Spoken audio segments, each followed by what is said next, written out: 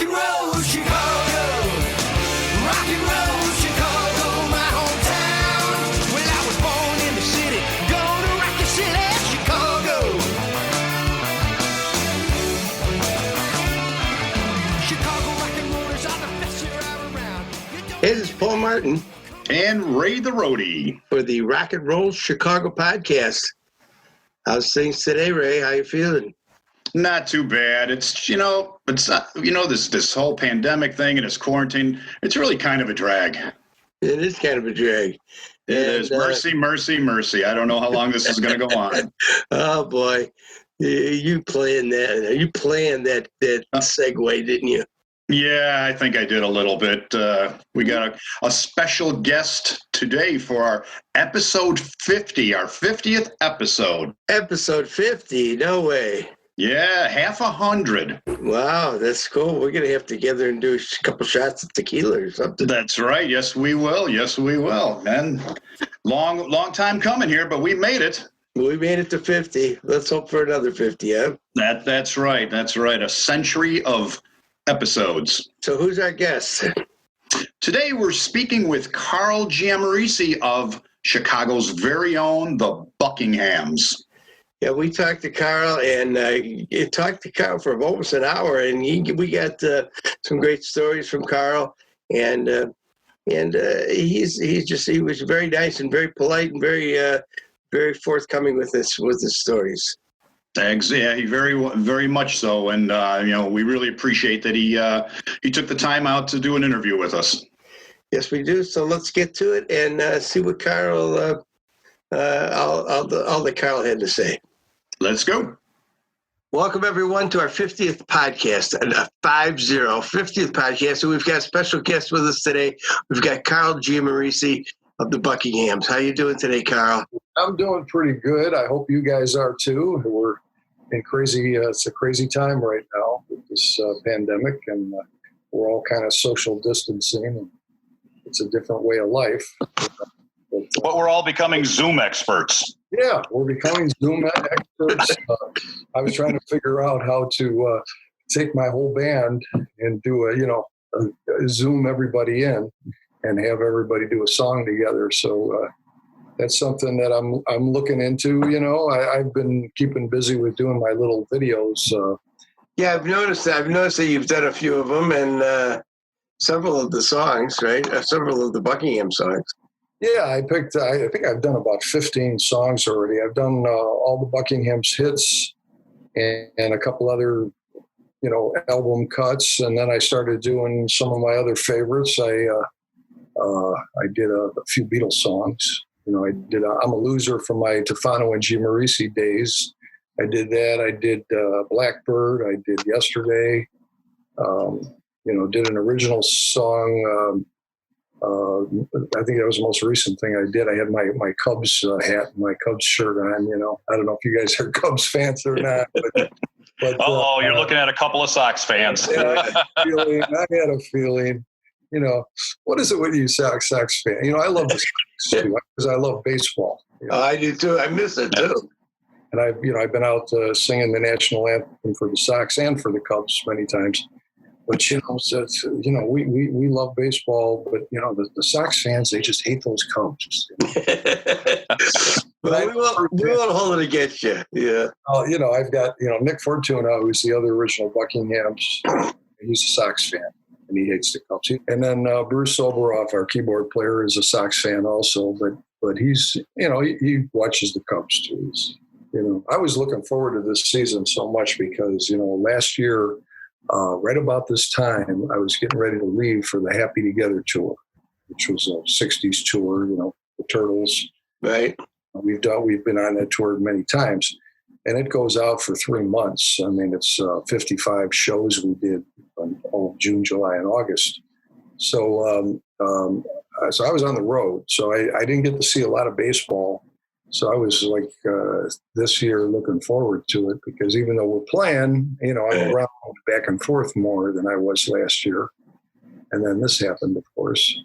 So let's go back and let's start in the early years. You started out as the Pulsations, is that correct? Yeah. That was first inception of before we were the Buckinghams. I've talked about this before. There was a great music scene going on in Chicago back in '65 and '66, and so many great bands came to fruition. You had the Eyes of March, New Colony Six, Crying Shames, Shadows of Night. We were the pop rock groups playing around, and we had a lot of venues to play. We had dances, mostly teen hops, teen clubs, dances, a lot of dances, Holiday Ballroom, Embassy Ballroom. There were all these different venues for us to play, and we all kind of knew each other. And I was in a band with my cousin Jerry Alardi. Jerry started the group. He was a drummer and singer. A group called the Centuries, and we were playing for about a year and a half or so. And Nick Fortuna was in that group. And after about a year and a half, 2 years of that, there was this other band, the Pulsations, playing. And so the Centuries broke up, and the Pulsations asked me to join their group. And I thought that was really promising at the time. They had two vocalists, Dennis Tufano and George McGrow, with the band, And so I came into the group, and it was in '65, and we started playing around the city, and we were getting a good response, and we had a pretty good sound for what was happening back then, and then of course a really big break came along in 1965 in September. We won the audition to be the house band on a TV show on WGN called All Time Hits, and it was a variety show for 13 weeks. And we were the token rock band. So whatever was on the top of the charts that week, we would pick a couple songs and we would do those songs on the show. We do a Beatles song, whatever was there. And, the sound wasn't that great because back then they really didn't know how to capture the sound of a rock band. And they kept telling us to turn down, I was playing on one, and the drummer's playing like this, it wasn't what, you couldn't put a lot behind it, but we got a lot of exposure from doing that show for 13 weeks. But what happened was we won the audition to do the show, but they didn't like our name. They wanted something to capitalize on the British invasion. So there was a guy we became friends with. His name was John O'Pager. He was a security guard that worked for WGN. And he came up with, he says, well, why don't you call it the Buckinghams? They want a British sounding name. And we thought about it for 1 minute, and we said, okay, the Buckinghams. So, we told them that would be our name. They agreed. WGN liked the idea. So we became the Buckinghams, royalty of rock and roll, and we started doing the show as the Buckinghams. That's a very cool story. It was great exposure because, WGN was a superstation and it was syndicated, so people were seeing it around the country too. Right. Chicago. And not only a British connection, but we have Buckingham Fountain right here in Chicago. Buckingham Fountain, yes, we do. A lot of people think that's why we came up with the name, but really, we were certainly aware of the fountain, The funny story was when we finally, that TV show led to a recording contract with USA Records, Chicago label. And they brought us in the studio in the old Chess Studios on South Michigan Avenue. We recorded a bunch of sides, and they were cover songs mostly because it was the songs we did in our show. We covered everybody. We did soul tunes, James Brown, Sam and Dave, whatever, and we did Beatles songs, and so we just picked out certain songs and recorded for the album. And of course, then our manager, Carl Giammarese, who tapped on a great songwriter, Jim Holvey, for an original song. We wanted an original song. After having, with USA, we had about 3 local Midwest hits with I Call Your Name and I'll Go Crazy, and I've Been Wrong. and they were all cover songs. And we got a little bit of attention, but we were looking for that original song, and so he came up with, Jim Mulvey came up with Kind of a Drag. Kind of a drag when your baby don't love you. Kind of a drag when you know she's been untrue. We rehearsed it and went in the studio, and the rest is history. I mean, it just took off overnight, and it was our producer's idea to start adding horns to our recordings, because we weren't really a horn band, but he wanted to dress it up a little bit and make it sound bigger. So he brought his horn section, because he had a big band. There was Dan Belloc, who owned the Holiday Ballroom. Right. He produced us, and so we did Kind of a Drag, and that changed everything for us. That was just. I'll tell you, my Kind of a Drag story was, that was what, 67? Yeah. It was the number one record in the country by February of 67. Yeah. Came out late in 66.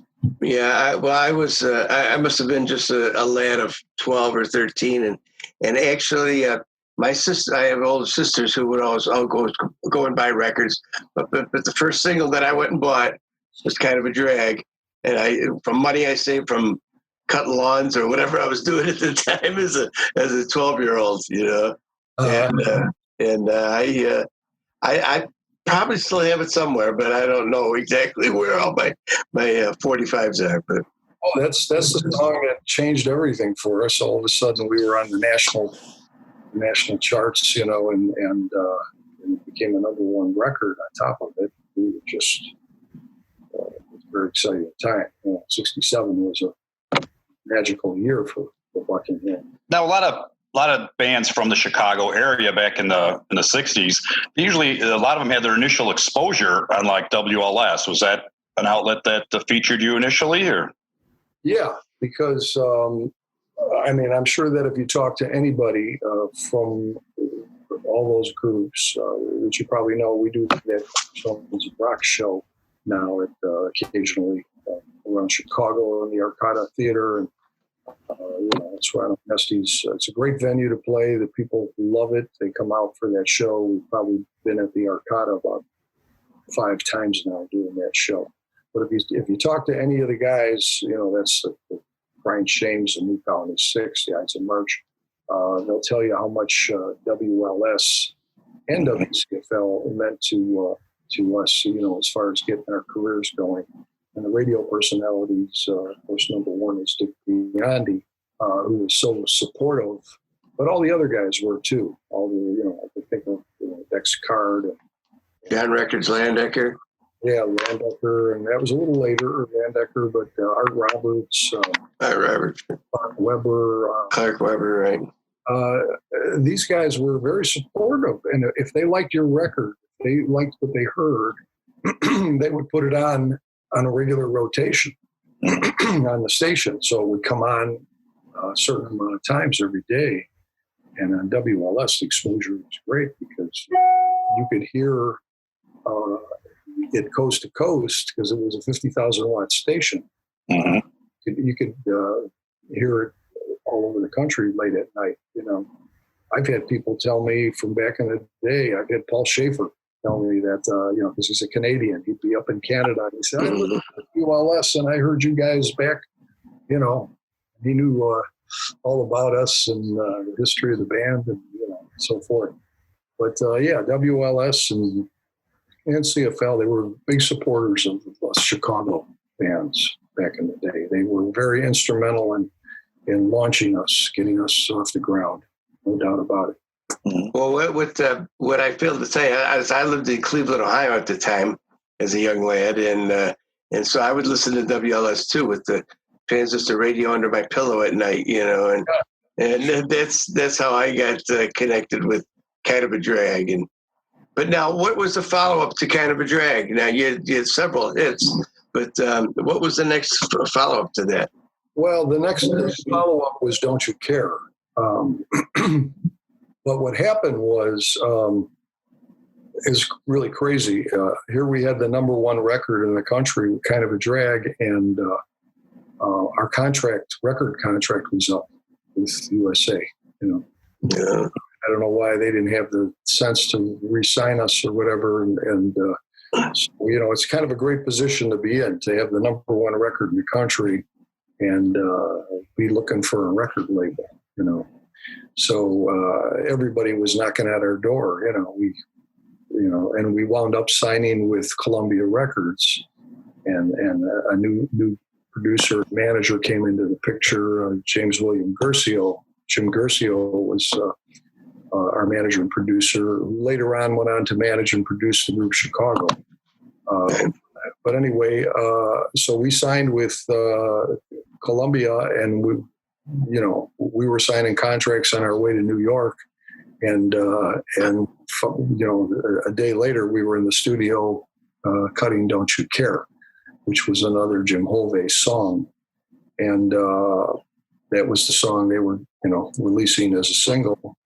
And then at the same time, USA, because they still owned all the masters from the Kind of a Drag album, they released, to counter it, they released our recording of Lottie Miss Claudie as a cover tune.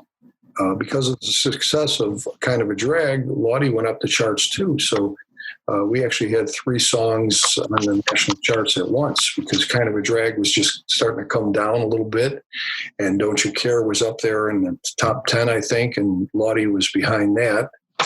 And so, we had a lot going on. So Don't You Care was on Time and Charges, correct? And your second one, Yeah, actually we had two hits off of Time and Charges. We had Don't You Care, and we had Mercy, Mercy, Mercy also was off that album. They released Mercy as the next single Columbia did after Don't You Care. When they heard that recording that we did, they said that's got to be the next single.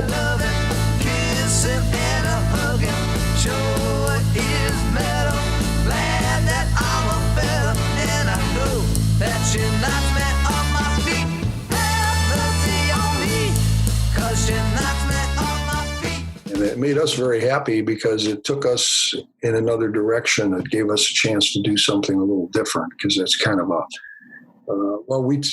it's kind of a soul tune. It is more soulful, and we got it from a couple soul guys.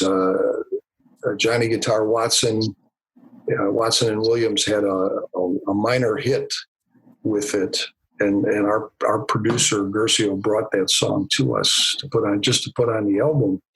And of course, originally Mercy was a jazz hit with Cannonball Adderley had an instrumental, as Joe Zawinul wrote that song, and then the soul guys, Watson and Williams, put lyrics to it and turned it into a soul tune. So we took their version and copied that and recorded it. And of course, we were a pop group, and we were pretty hot at the time, and we just came off of 2 big hits. So, we had the bigger hit, of course. Actually, Mercy was the second biggest hit, I think, that we had, next to Kind of a Drag. Now, did you record that album in New York? Yeah, the Time and Charges we did in New York. Well, you did 3 albums that year, right? 3 albums in 67, I guess, or 66, 67. Yeah, well, the Kind of a Drag album we recorded in 66, and it came out in 66. Oh, okay. And then Time and Charges was 67. And then Portraits came out later in 67. And that was, Portraits was our Sgt. Pepper. The band put a lot of effort into that album, and we were really focused. And we spent a month or 2 out in LA. We rented a house, and we rehearsed every day and wrote songs, and, worked out the arrangements and went in the studio. And it was kind of a concept album, and we were expecting much bigger things to happen with Portraits. But, at the time we were a pop group that was making hit singles, and people weren't buying into us, I don't think, becoming a more concept album group. So it didn't work out. it still produced 2 hits, right? Hey Baby and Susan, right? Yeah. They stuck Hey Baby and Susan on that album.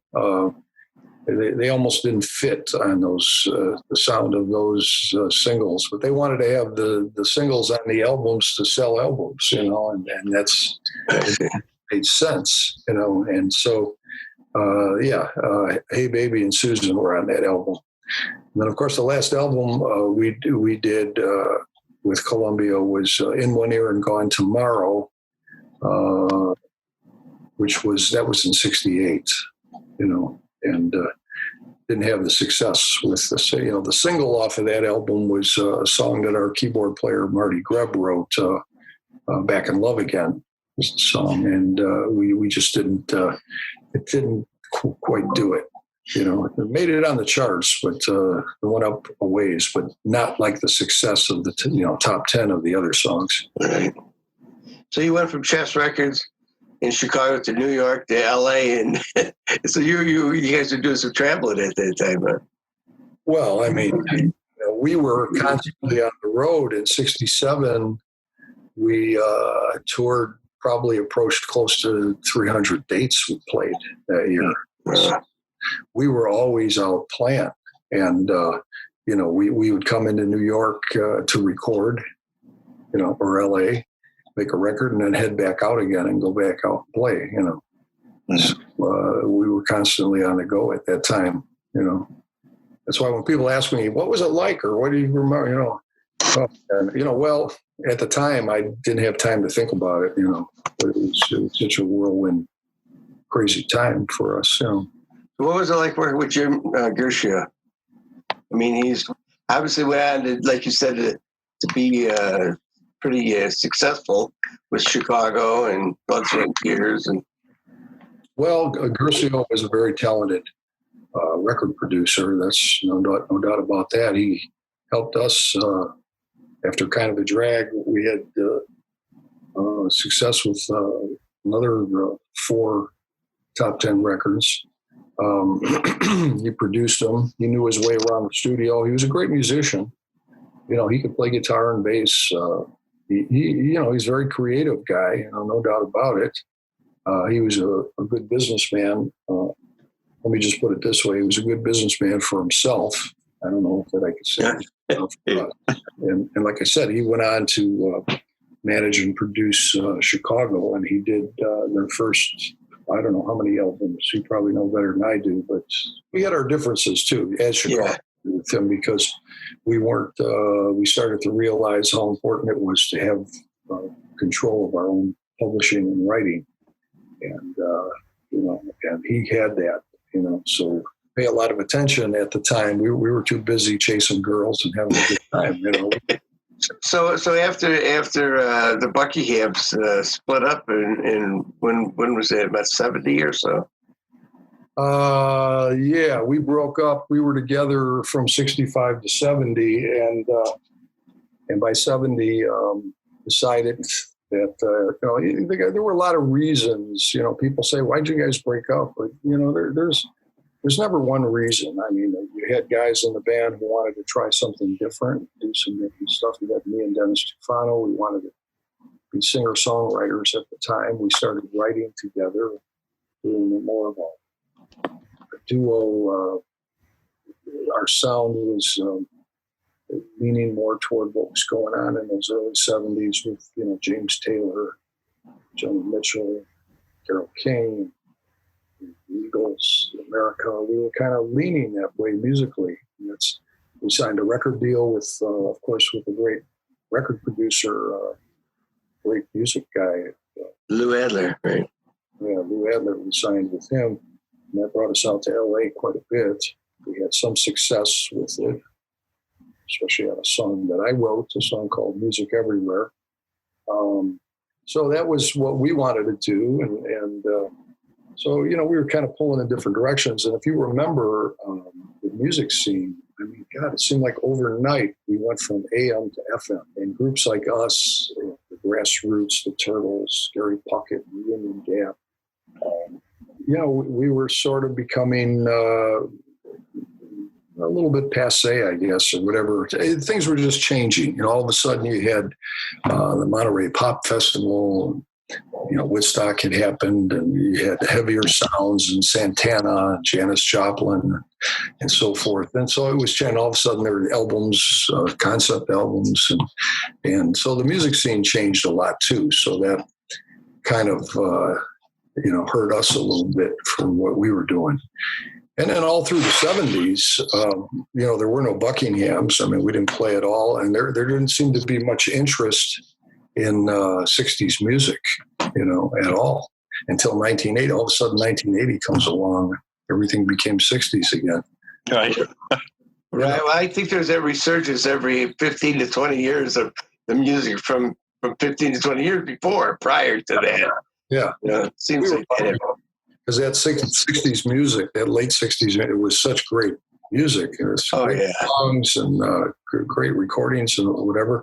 So our audience weren't old yet in 1980. They were, maybe in their early 30s or 35, but they were starting to become established. They had some money to spend. They wanted to hear their music again. They wanted to come out.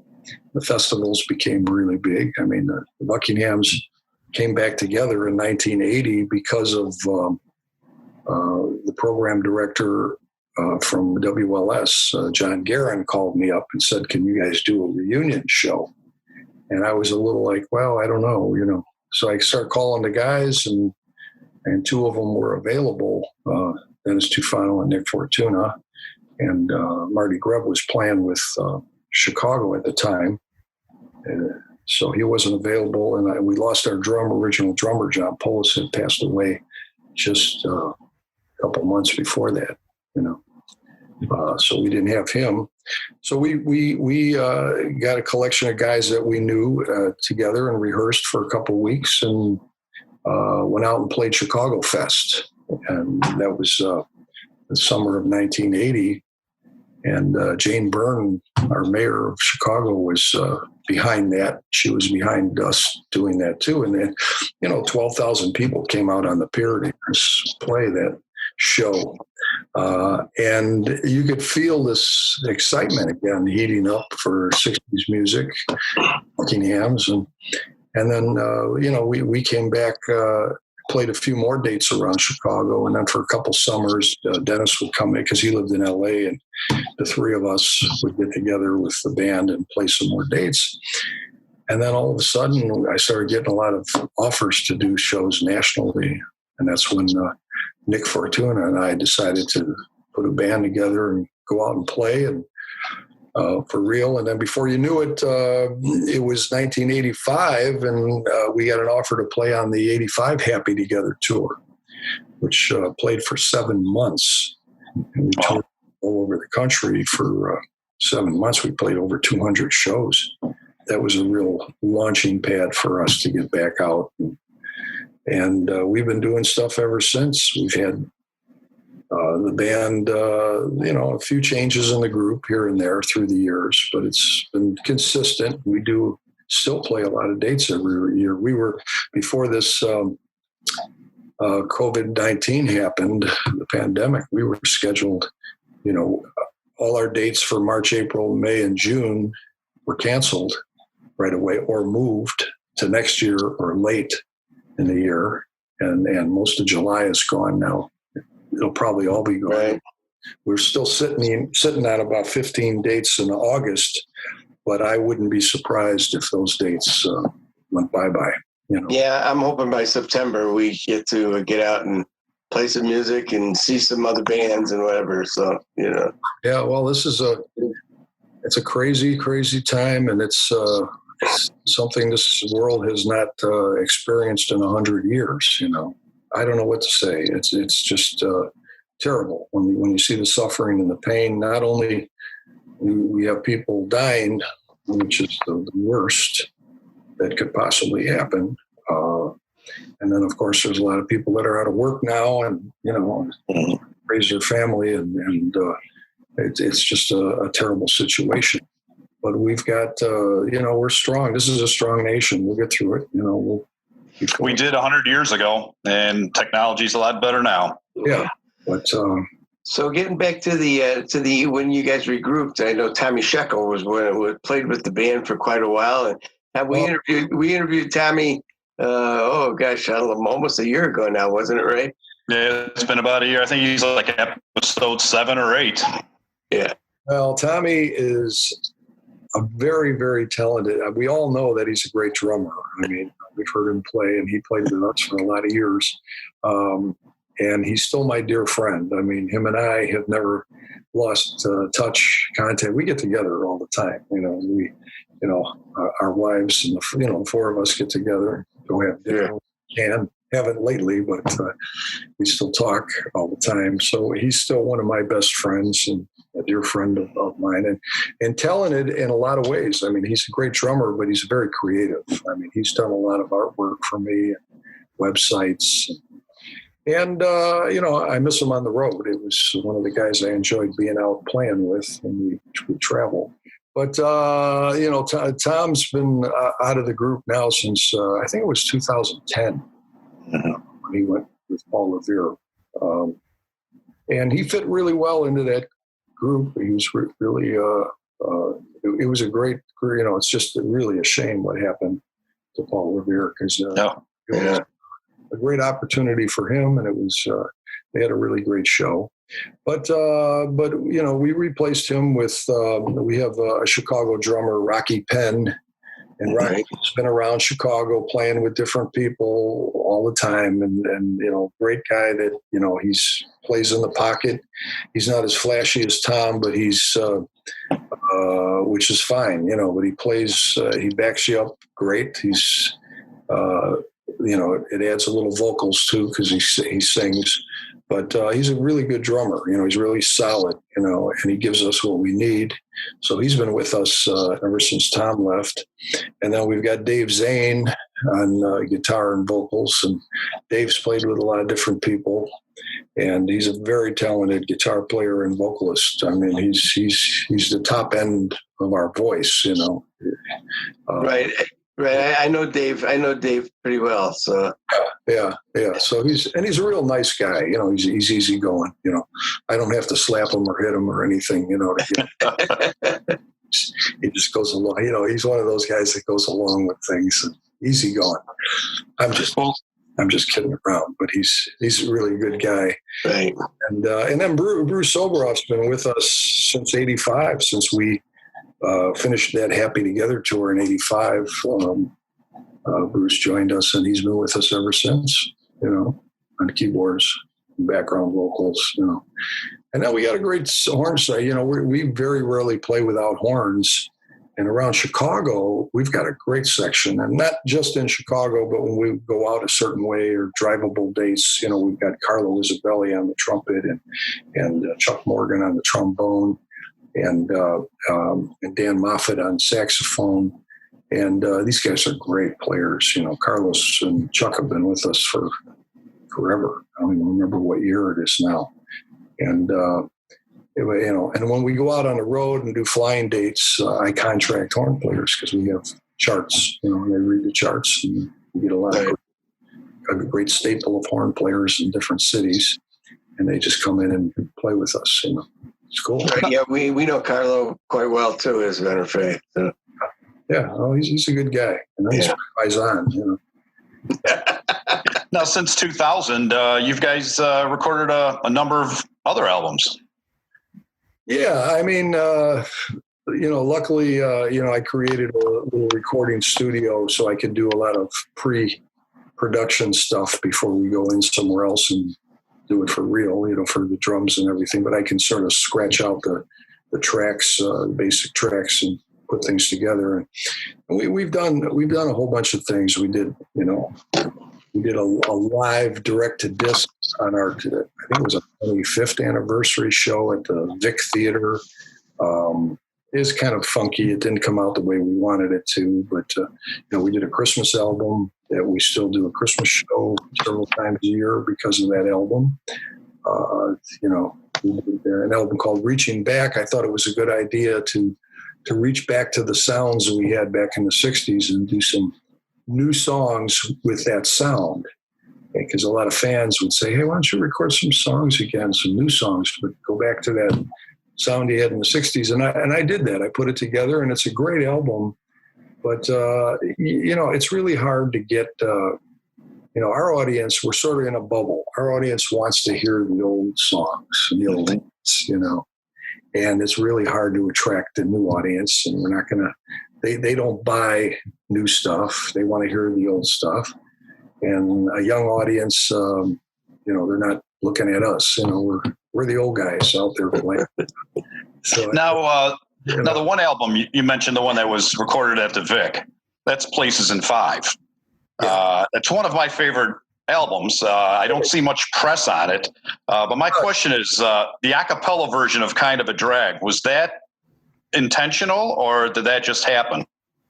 It was intentional. For that show, when we did it, it was kind of more spontaneous. But then, we did an album. It was original songs. And me and Bruce Oberoff had a big part of that album. It was called Terra Firma. Mm-hmm. It was a collection of songs that Bruce and I had written over a period of time. And the album didn't turn out to be real cohesive as far as the songs being connected to one another. It could have been 5 different bands recording that album, the different sounds. I mean, they were done well. They were recorded really well.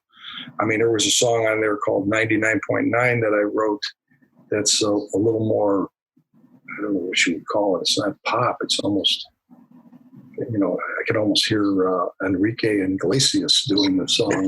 Did a verse in Spanish on there, And then there were pop songs on there. There was stuff that sounded a little more soulful. And we did a studio version of that's why you brought that up, Kind of a Drag. We did the a cappella version.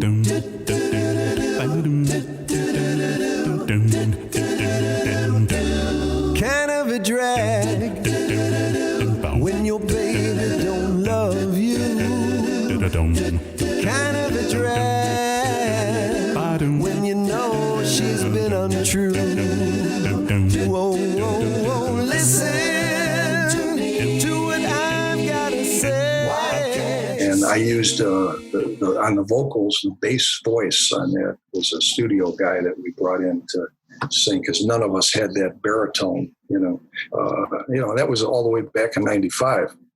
And we've done several things. And I've done re-records of all the hits because, Columbia, Sony owns all the masters to the original recordings of the hits. And So now, tell us a little bit about your solo stuff that you've done.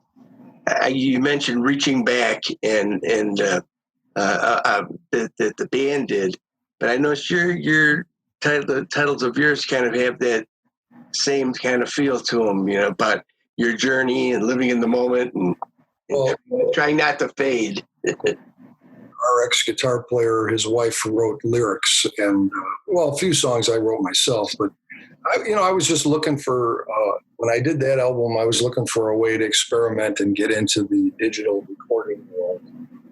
I had a digital 24-track studio. I was sort of learning my way around that. So that album came out of songs I wrote and experimenting with that album. And then the Living in the Moment album I did a few years ago now.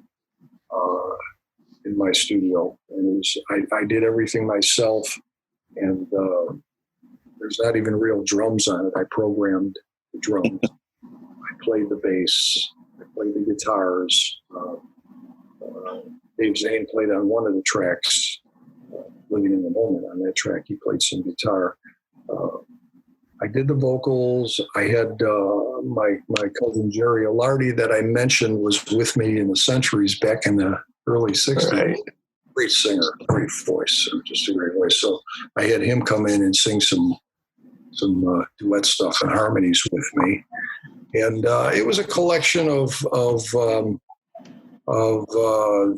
songs that I had written. I just felt very creative at the time and wrote all these songs, and ideas were coming out like real fast. Sometimes you write something and you do something and you say, oh, I'll probably never write another song. It's like, your creative juices are gone. You're done. Then all of a sudden, one day you wake up and you start jotting things down and writing songs again. And pretty soon I had a collection of a whole bunch of songs, and that's how Living in the Moment came about. And I put it out there, and people find it. And I don't, in this digital age of streaming music and so forth, and it would take a real big budget to get stuff, the publicity you need. So I just put it out there, and it's available. Living in the Moment is available on all the download sites and streaming sites like Spotify and iTunes and so forth, all the way down the line. There's probably about 30 different streaming sites. It's there, and I sell some of them. But that's the main reason I do it now, or do music, new music, is just to stay relevant and creative. I've got 4 songs right now that I've recorded, and I did an original song on my last little basement studio video, a song called There Comes a Time, and that's an original song. So I keep writing and recording songs and putting them out there. And then Living in the Moment was a great experience, and I got a lot of help, input from Jim Peterick on that album too, because he made a lot of suggestions and threw some ideas out at me too. So I just love to do it now. I just love to write and record and play those songs live. I don't know, with the Buckinghams schedule and so forth, that would take a big undertaking to have another entity, another band, and go out and play those dates. And who am I going to play them to? Those are original songs. I don't know if there's an audience for it, but it's creative, so I just love to write and play. Well, it was. We were talking to someone not too long ago that said that they've almost rather put out, because of the digital age now and where everything is done digitally, that they'd rather put out a single now and then do a whole album. I mean, you get a single done, you get one song done, go ahead and put it out. And it's kind of come full circle from back in the days when we used to go and buy our singles, Who's doing albums or collection songs on an album? It's just putting a single out there, They're even starting to dictate to us how we should write the song, put the hook up in front, because somebody listens to it and they're attracted to it. If they listen to it for so many seconds, then they have to pay for it, So it's right. And as long as you're out there putting music out there, then that you've got an audience out there. So you guys are members of a few Hall of Fames, as well as the inaugural inductees for the Illinois Rock and Roll Museum on Route 66. Yeah. As a matter of fact, we were supposed to do that induction ceremony, and all this was supposed to happen right when the pandemic was going on, and they canceled it for a future date. And so we're honored and happy to be a part of that. I mean, Illinois is, that's our state, and Chicago is our city, and it's a big deal for us. We were inducted recently into the Iowa Rock and Roll Hall of Fame. So that was kind of cool. We had an induction ceremony for that. We were the only out-of-state band that was inducted this year. Mm-hmm. So that was cool. So we're taking it one state at a time. We'll be to the Cleveland Rock and Roll Hall of Fame. You work your way there. So where do we find the Buckinghams social media-wise? Of course, you can just go to the Buckinghams on Facebook. And we're all over, all over YouTube now.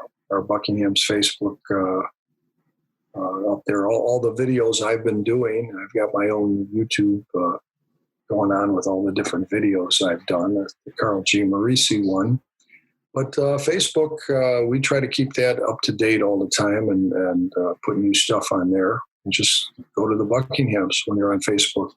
And then our website is, thebuckinghams.com is the website. And normally I would say it's a good place to go to see our schedule where we're playing. But what's going on, what's up there right now needs to be either taken down or it doesn't make any sense to even try to change anything because we don't know yet what's going to happen with the dates and so forth. But there's other things to see besides the schedule, on the website. So the Buckinghams.com is a good place to go.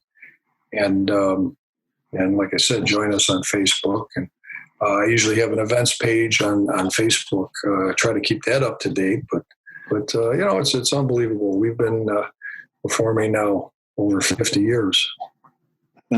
Yeah. 6 decades, I figured, right? Well, we're very fortunate. We're very grateful. We have an audience that's very loyal, and they still want to hear the music, and they still kind of want to come out and join us. And I'm very grateful for that. We've got. I enjoy. When we finish a concert and we do autographs afterwards and meet people and listen to stories that people say. Oh, when you guys recorded this song, I just met my girlfriend, or we just broke up. Sure. But it's just an honor to be part of their history, their life, and it's a great feeling. So I hope we can continue doing that for a bunch of years yet. We're losing a year right now, though. What's going on here? Yes, we are. Yes, we are. We'll all be back. Yeah. Well, thank you very much for joining us, Carl. Thanks for our 50th podcast. Hopefully we'll see you soon somewhere. Well, I wish I could say where, but when we start playing again, maybe you guys could come out and join us, hang out, Most definitely. Thank you very much for joining us. Okay, Absolutely. guys, just be safe, stay well, get past this, and onward and upward. God bless. Thank you. Yes, sir. Thank you very much. So that was Carl Giammarese, the Buckinghams. Some wonderful stories, some great stories, some classic stories right there from Carl. Most definitely. Some great stuff from back in the 60s and, how they got together and how they got those number one hits. I mean, gosh, you start out and bam, you got a number one hit out there. Yeah, and they had several hits out there, and it was great talking with Carl and getting his insight into all that they've done and all that they've accomplished. Yep, and they've been rocking the world since the 60s, and now they've come to a screeching halt just like everybody else, and they're chomping at the bit to get back out there. And they will soon. I'm sure of that. Yes, things are going to be starting to open up soon, and we'll all be able to get out there and see the Buckinghams somewhere around the Chicago area, I'm sure. Yes, indeed. So don't forget, folks, to share the podcast and join our page. What else do they need to do, Ray? Follow us on Twitter, follow us on Instagram, follow us on YouTube. Follow us on YouTube. You might find some surprises there once in a while. I'm just saying. So Okay. Make sure you follow us there. All right. We will. I will. Okay. I already do. All right. Great. So, all right. Well, thanks to Carl once again, and we've, as a matter of fact, our next week's interview is going to be kind of a tie-in, kind of a follow-up to this one, to the Buckinghams. We'll see who that could be. See you all next Tuesday. Same podcast station. Podcast time. Okay, Batman. Have a great week, everybody. Thank you. Chicago, rock and roll, Chicago, my hometown. Well, I was born in the city, gonna rock your city, Chicago. Chicago rock and rollers are the best here are around. You don't believe me? The Rock and Roll Chicago podcast does not own the rights to any of the music that's played on this podcast. The music is used to promote the band or musicians that are interviewed.